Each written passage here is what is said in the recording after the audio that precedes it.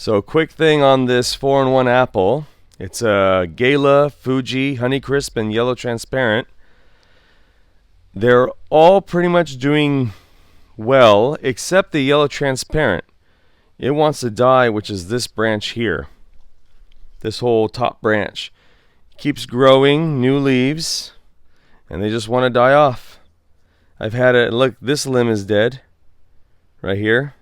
Nothing growing on it. And when I do a scratch test, it'll be brown. Have any of you grown a Yellow Transparent before? See, there's new growth coming out of it, so hopefully it'll just keep growing. I don't know what happened to it, but this is definitely the weakest variety of the 4. So let me know if you ever grew a Yellow Transparent.